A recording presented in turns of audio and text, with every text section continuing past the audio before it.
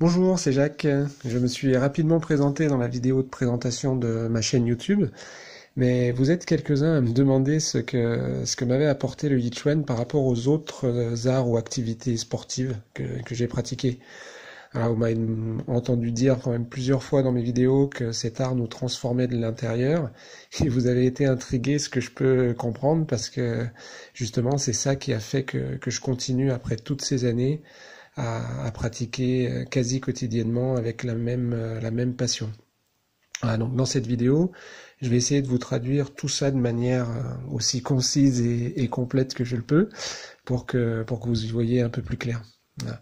Alors je vais pas le faire à l'aide de photos avant-après, hein, je sais que c'est ce qui se fait beaucoup, parce que les transformations qui me paraissent les plus importantes ne sont pas sur l'apparence physique, même si, comme pour tous les arts martiaux, le Yichuan contribue au renforcement des différentes qualités physiques. Entre autres, il permet de garder une bonne tonicité en même temps qu'un bon niveau de souplesse. Mais les transformations dont j'ai envie de témoigner là sont plus intérieures.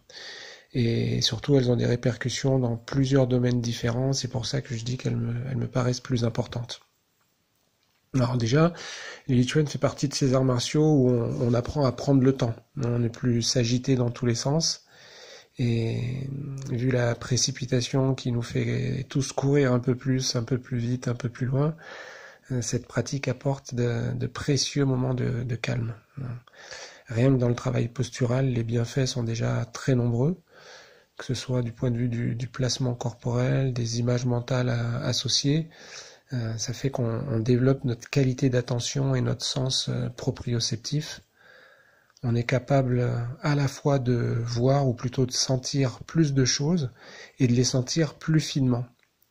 Voilà, le fait de mieux sentir les choses permet de mieux s'y adapter, et l'exercice à deux, que ce soit tuisso, poussée de main, ou du sancho, le combat libre, renforce encore plus cet aspect, en développant notre écoute, l'écoute de ce que fait l'autre. C'est-à-dire qu'à la fois, on sent mieux ce qui se passe en nous, et on ajoute une meilleure écoute de ce qui se passe à l'extérieur. Donc c'est un autre niveau d'adaptabilité.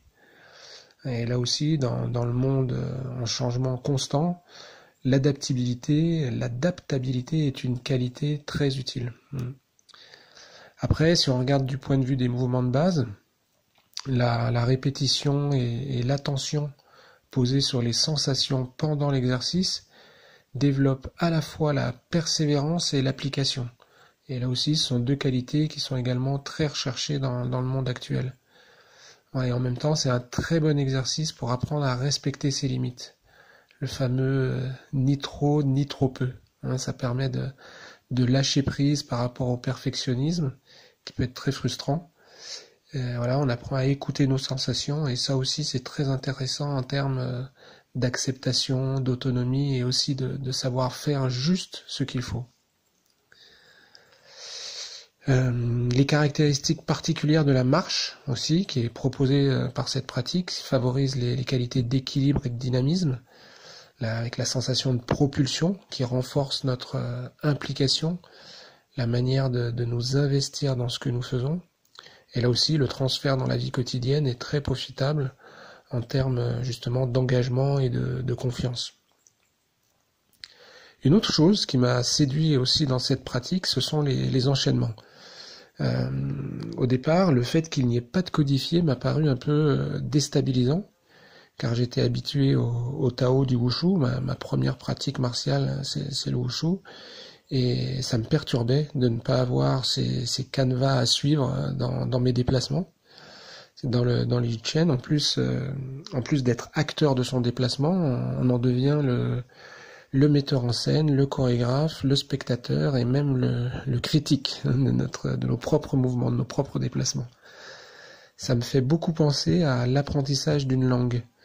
On apprend l'alphabet, les règles de grammaire, de conjugaison, etc.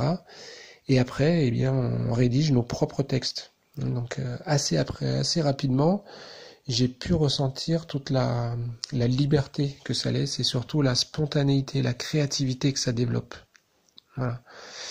Mais la transformation qui m'a le plus bluffé, Elle est plus subtile que ça, et pourtant elle a des effets encore plus impressionnants. La première fois que je l'ai senti, c'était en Chine, lors d'un des stages d'entraînement avec le maître Tsu Jubin. J'avais été surpris de voir à quel point le fait de pratiquer à ses côtés pouvait influencer mes progrès. Et j'ai constaté ça à chaque stage, et pour plusieurs personnes. On a tous fait le même constat d'une flèche de progression quand il était là. Et plus tard, j'ai fait le lien, en fait, que, bon, c'est pas de nouveau, enfin, on en parle de plus en plus, que certaines personnes qui incarnent véritablement les qualités, les valeurs et autres intentions positives développées par la pratique, ces personnes ont un tel taux vibratoire qu'ils peuvent avoir une influence positive sur les personnes autour d'eux et les amener à des niveaux de réussite insoupçonnés dans différents domaines.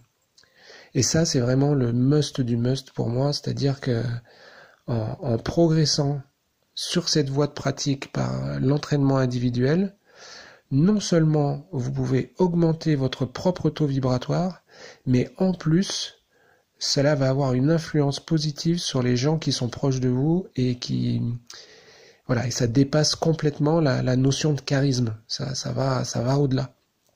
Et dans l'époque actuelle, c'est juste un trésor inestimable qu'on s'offre et qu'on offre à tout le monde. Voilà.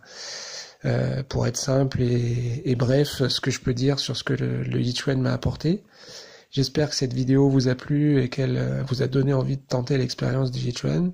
C'est une pratique qui est encore un peu confidentielle, dans le sens où il n'y a pas beaucoup de professeurs formés dans toutes les régions de France, mais il y en a de plus en plus, et donc ça peut être intéressant de vous renseigner pour savoir si c'est le cas proche de chez vous.